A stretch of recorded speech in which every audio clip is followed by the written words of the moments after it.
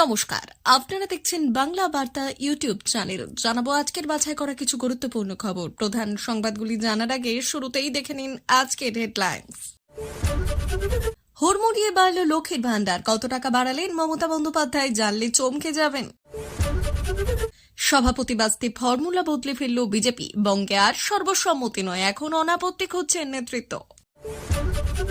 শুভেন্দুদা মাঝে মাঝে হতাশ হন, যদি দিল্লি আমাদের কথা না শোনে কার্তিক মহারাজ।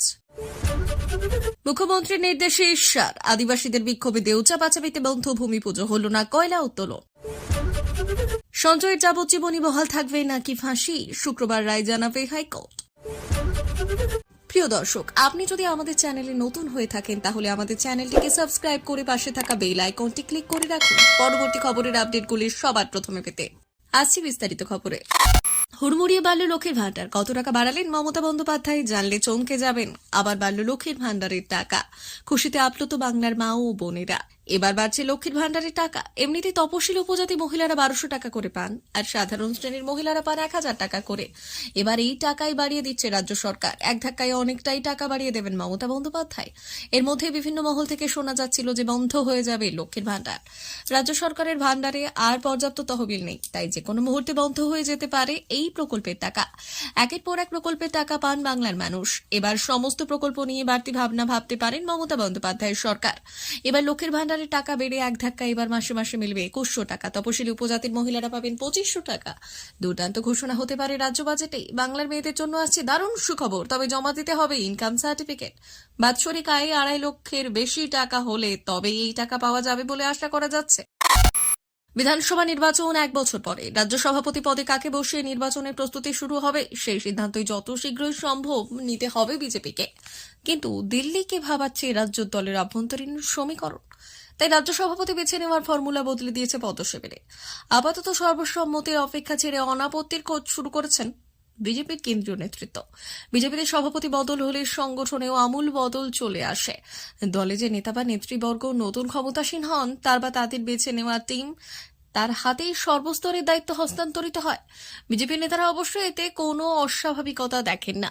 তাদের ব্যাখ্যা, যার উপর দলের সাফল্য বা ব্যর্থতার সম্পূর্ণ দায় বর্তাবে তাকে তার নিজের টিম বেছে নেওয়ার সুযোগ দিতেই হবে। ক্যাপ্টেন পছন্দ মতো টিম বানাতে না পারলে ম্যাচ জেতা তো কঠিন হবেই, কিন্তু বিজেপির সাংগঠনিক গতিবিধির সেই স্বাভাবিক ছন্দ পশ্চিমবঙ্গে ছন্দপতন ঘটাবে কিনা তা নিয়ে সংশয় তৈরি হয়েছে। এ মুহূর্তে নতুন করে কোনো ছন্দপতন ঘটলে 1 বছরে তা কাটিয়ে ওঠা বিধানসভা নির্বাচনের জন্য দলকে প্রস্তুত করা যাবে কিনা সেই প্রশ্ন আরো বেশি দুশ্চিন্তার। আপাতত যারা পশ্চিমবঙ্গে বিজেপির সর্বোচ্চ নেতা, তাদের পারস্পরিক সমীকরণ দলের অন্দরে সুবিদিত, কিন্তু টানাপোড়েন থাকলেও পরস্পরের সঙ্গে কাজ করতে তারা কিছুটা অভ্যস্ত হয়ে গিয়েছেন বলে বিজেপির সূত্রের ব্যাখ্যা। বঙ্গ বিজেপির 2 সর্বোচ্চ নেতা সুকান্ত মজুমদার এবং শুভেন্দু অধিকারী 3 বছরেরও বেশি সময় ধরে পরস্পরের সঙ্গে কাজ করেছেন। সাংগঠনিক গতিবিধি শীর্ষে যে নেতা, তিনি ওই পদে এসেছেন আরও 1 বছর আগে, অর্থাৎ গত 3 বছর ধরে তিনি সুকান্ত শুভেন্দুর সঙ্গে কাজ করার অভ্যেস তৈরি করে ফেলেছেন। বিজেপির একাংশের বক্তব্য, সম্পর্কের সমীকরণ যেমনই হোক, নেতাদের দীর্ঘ সহাবস্থানের সুবাদে সংগঠনে একটা স্থিতাবস্থা অন্তত এসেছে। 2026 সালের ভোট যুদ্ধের 1 বছর আগে সেই স্থিতাবস্থা নষ্ট হোক তা বিজেপির কেন্দ্রীয় নেতৃত্ব চান না। তাই শীর্ষ স্তরে রদবদল হলেও গোটা সাংগঠনিক কাঠামোকে ওলটপালট করে দেওয়ার পথে বিজেপির কেন্দ্রীয় পর্যবেক্ষকরা এখন রাজি নন। কুলপিতে হিন্দু সুরক্ষা সমিতির সম্মেলন মঞ্চ থেকে ইঙ্গিতপূর্ণ বার্তা শোনা গেল কার্তিক মহারাজের গলায়। শুভেন্দু অধিকারীর উপস্থিতিতেই বেলডাঙ্গার ভারত সেবাশ্রম সংঘের প্রধান বললেন, শুভেন্দুদা মাঝে মাঝে হতাশ হন, দিল্লির জন্য আর অপেক্ষা করা যাবে না, কিন্তু দিল্লি কোনো কথাই শুনছে না। শুভেন্দু অধিকারী সত্যি হতাশ হয়ে থাকলো কেন, তা নিয়ে জল্পনা শুরু হয়েছে রাজনৈতিক মহলে। কুলপিতে হিন্দু সুরক্ষা সমিতিতে ডাকের ধর্ম সম্মেলন মঞ্চে উপস্থিত শুভেন্দু অধিকারী, তার সামনেই বেলডাঙ্গার ভারত সেবাশ্রম সংঘের প্রধান কার্তিক মহারাজের গলায় শোনা গেল এই বার্তা। তিনি বললেন, শুভেন্দুদা মাঝে মাঝে হতাশ হন, যদি দিল্লি আমাদের কথা না শুনে, আমরা বাংলার বাঙালি, আমরা আমাদের নিজেদের চলার পথ পরিষ্কার করে নেব। দিল্লির জন্য আর অপেক্ষা করা যাবে না। আর সম্প্রতি কেন্দ্রীয় সরকারের তরফে পদ্মশ্রী প্রাপক কার্তিক মহারাজের এই মন্তব্যের পরই রাজনৈতিক মহলে প্রশ্ন উঠছে, শুভেন্দু অধিকারী কি সত্যি হতাশ? হতাশ হলে কেন? হতাশ হলেনি বা কেন? দিল্লির কোন কথা শুনছে না? দিল্লি কার কথা শুনছে না? ভারত সেবাশ্রম সংঘের প্রধান বললেন, দিল্লির শব্দের অর্থটা এখানে হচ্ছে যে বাংলার বাঙালি চিরকাল মাথা উঁচু করে থাকে। এখন এই সংকটকালে আমরা চাইছি যে আমরা সবাই একত্র হয়ে কাজ করব। হয়তো তারা তাদের বৃহত্তর স্বার্থে বৃহত্তর চিন্তা ভাবনা করছে, কিন্তু বাংলার হিন্দু, বাংলাদেশের হিন্দুদের স্বার্থে আমরা ঐক্যবদ্ধ হয়ে লড়াই করব। দিল্লি যদি না আসে, বাংলার আলাদাভাবে চিন্তা ভাবনা করতে হবে। আমাদের সাধু সন্ন্যাসী যারা রয়েছেন তারা চিন্তা ভাবনা করবেন। শুভেন্দু অধিকারীর উপস্থিতিতে কার্তিক মহারাজের এই মন্তব্য নিয়ে জল্পনার পারদ চড়তে শুরু করেছে। প্রশ্ন উঠেছে, শুভেন্দু অধিকারীর উপস্থিতিতেই তিনি এই কথা বললেন কেন? শুভেন্দু অধিকারীর মনের কথাই কি কৌশলে বলে দিলেন বেলডাঙ্গার ভারত সেবাশ্রম সংঘের প্রধান? সম্প্রতি কার্তিক মহারাজকে পদ্মশ্রী জন্মমনোনীত করেছে মোদীর সরকার, আর সেই প্রসঙ্গ টেনে কটাক্ষ চুড়ে দিয়েছেন সিপিএম।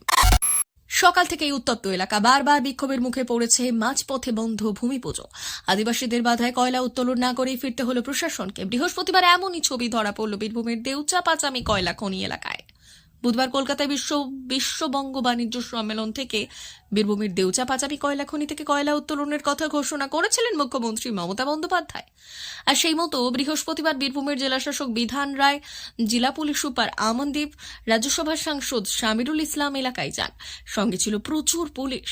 দুপুর থেকে চাঁদা গ্রামের খাস জমিতে শুরু হয় ভূমি পুজো। আধ ঘন্টার পর আদিবাসীদের একাংশের বাধায় পুজো বন্ধ করে দিতে হয় প্রশাসনকে। এমনকি কয়লা উত্তোলনের যন্ত্রাংশ এবং কয়লা বোঝাই করতে আসা গাড়ি আটকে বিক্ষোভ দেখাতে থাকে।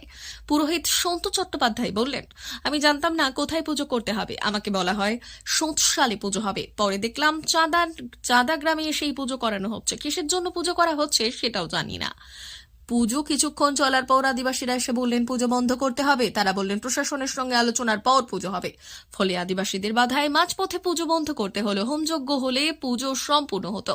চাঁদা গ্রামের বাসিন্দা পদ্মা বিদ্যান মিতালি দলুইরা বললেন, আমরা সরকারি জমিতে বসবাস করি, আমরা ভূমিহীন, দীর্ঘদিন ধরে বসবাস করছি। কয়লা উত্তোলন হলে আমরা থাকবো কোথায়? আমাদের কাজ দিতে হবে, থাকতে দিতে হবে। শিউরি ভারত জাকাতবাজি পারগনা মহলের নেতা লক্ষ্মীরাম হেমব্রম বলেছেন, মুখ্যমন্ত্রী কিছুটা তাড়াহুড়ো করলেন যে এলাকায় খনন কাজ শুরু করা হবে। এই এলাকার সবাইকে চাকরি এবং বাসস্থান দিয়ে কাজ শুরু করলে ভালো হতো। অনেকের এখনো কাজ হয়নি, কিছু কিছু কাগজের জন্য চাকরি পাননি। ফলে সকলকে চাকরি দেওয়া হোক, সবার জমি আগে নেওয়া হোক, তারপর কাজ শুরু করলে ভালো হয়। জেলাশাসক বিধান রায় বললেন, পুজো হয়েছে, কয়লা উত্তোলনের যন্ত্রাংশ চালানো হয়েছে, বলা যেতে পারে আজ আমাদের আনন্দের দিন। আরজি করে চিকিৎসক ছাত্রীকে খুন এবং ধর্ষণের ঘটনায় সিভিক ভলেন্টিয়ার সঞ্জয় রায়ের আমৃত্যু যাবজ্জীবন কারাদণ্ডের নির্দেশ দিয়েছে শিয়ালদহ আদালত।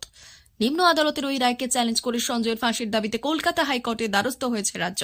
একই দাবিতে আদালতে গেছে সিবিআইও। একই সঙ্গে রাজ্যের এহেন আবেদনের গ্রহণযোগ্যতা নিয়েও প্রশ্ন তুলেছিল কেন্দ্রীয় তদন্তকারী সংস্থা।